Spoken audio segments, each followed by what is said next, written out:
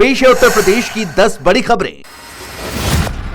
पहली खबर प्रयागराज से, जहां सड़कों पर उस समय भूचाल आ गया जब भीम आर्मी चीफ चंद्रशेखर आजाद को हाउस अरेस्ट किया गया। इस एक्शन के खिलाफ आजाद के करीब 5000 समर्थक भड़क उठे, जिन्होंने सड़कें जाम की। आरोप है कि समर्थकों ने बसों पर पथराव किया। हालात इतने बेकाबू हो गए कि पीएसी से लेकर आरएएफ तक को उतारना पड़ा। घंटों चले बवाल के बाद पुलिस ने हालात संभाले और चंद्रशेखर को वाराणसी रवाना किया। वहीं पुलिस सख्त एक्शन की तैयारी में है। अब तक 50 से 60 लोगों को चिन्हित किया गया है और 20 से ज्यादा की गिरफ्तारी हो चुकी है। उधर योगी राज में एक और बदमाश मिट्टी में मिला है, जिसके ऊपर 1 लाख का इनाम था। बताया जा रहा है कि रोहतक का रहने वाला कुख्यात लुटेरा संदीप पुलिस मुठभेड़ में मारा गया है। संदीप हाईवे पर ट्रक ड्राइवरों की हत्या और ट्रक लूट की घटनाओं में शामिल था। इसके साथ ही संदीप कानपुर में 4 करोड़ के निकल प्लेट लूट केस में वांछित था और उस पर 1 लाख का इनाम घोषित था। संदीप पर यूपी, महाराष्ट्र और हरियाणा में लूट, हत्या और डकैती के 16 से अधिक केस दर्ज थे। पुलिस को उसकी काफी समय से तलाश थी।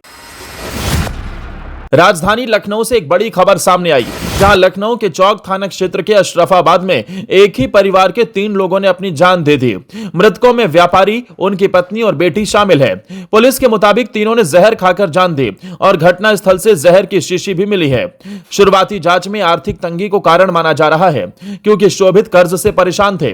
पुलिस ने शवों को पोस्टमार्टम के लिए भेज दिया और हर पहलू पर जांच की जा रही है। इस बीच कांवड़ यात्रा से पहले मुजफ्फरनगर में बड़ा बवाल देखने को मिला, जिसकी चर्चा लखनऊ तक छाई हुई है। दरअसल जिले में स्वामी यशवीर महाराज के पहचान अभियान के तहत विवाद खड़ा हो गया। दिल्ली देहरादून हाईवे पर एक ढाबे पर टीम ने कर्मचारियों से आधार कार्ड मांगे, लेकिन जवाब न मिलने पर हंगामा हुआ। बारकोड स्कैन में मालिक मुस्लिम निकला, जबकि ढाबा हिंदू नाम से चल रहा था। आरोप है कि टीम ने एक कर्मचारी की जबरन पहचान जांचने की कोशिश की। स्वामी यशवीर ने 24 घंटे में ढाबे का नाम बदलने की चेतावनी दी है। अगली खबर ग्रेटर नोएडा से है, जहां जेवर में बन रहे देश के सबसे बड़े एयरपोर्ट प्रोजेक्ट को बाधित करने की साजिश का खुलासा हुआ है। खबरों की माने तो 2 जून को रोही गांव के एक किसान, उनकी पत्नी और बेटे का अपहरण कर लिया गया था।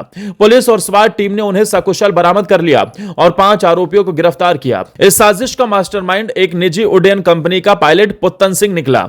डीसीपी ने बताया कि आरोपियों का मकसद एयरपोर्ट परियोजना में देरी करवाकर प्रशासन पर दबाव बनाना और खुद का वर्चस्व स्थापित करना था। अब गांव का बच्चा अपने ही गांव में पढ़ सकेगा, क्योंकि योगी सरकार ने पढ़ाई का पूरा इंतजाम कर दिया है। दरअसल योगी सरकार की साथ पढ़ेंगे साथ बढ़ेंगे योजना ग्रामीण शिक्षा को मजबूत करने की दिशा में बड़ा कदम है। इसके तहत 200 से 500 मीटर के दायरे में मौजूद छोटे स्कूलों को बड़े विद्यालयों से जोड़ा गया है, जिसे स्कूल पेयरिंग कहा जा रहा है। इससे गाँव के बच्चों को बेहतर शिक्षक और सुविधाएं मिल रही है। अब बच्चों को दूर दराज स्कूल नहीं जाना पड़ता, जिससे खासकर बेटियों की पढ़ाई में सुविधा बढ़ी है। इस पहल से नामांकन दर बढ़ी है और ड्रॉप आउट दर में कमी आई है, जिससे शिक्षा अब गांवों की चौखट तक पहुंच गई है। अगर आप भी पनीर खाते हैं तो थोड़ा सावधान हो जाइए, क्योंकि नोएडा पुलिस ने एक ऐसे गिरोह का पर्दाफाश किया जो नकली पनीर दिल्ली एनसीआर तक सप्लाई करता था। बता दें कि नोएडा सेक्टर 63 पुलिस ने नकली पनीर बेचने वाले गिरोह के 4 सदस्यों को पकड़ा है, जिनके पास से 14 क्विंटल नकली पनीर बरामद किया गया।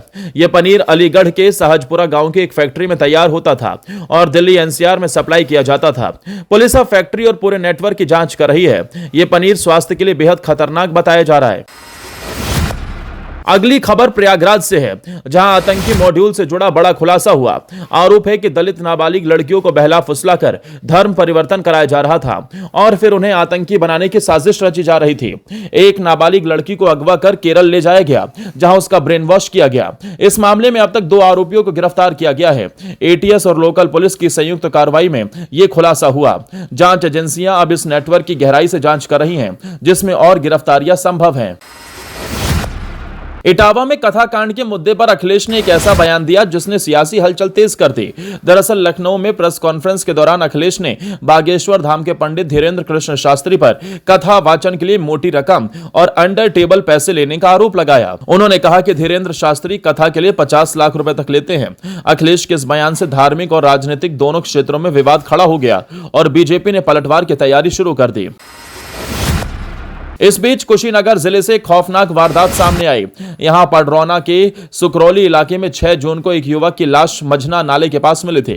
अब पुलिस ने इस हत्या का खुलासा कर दिया।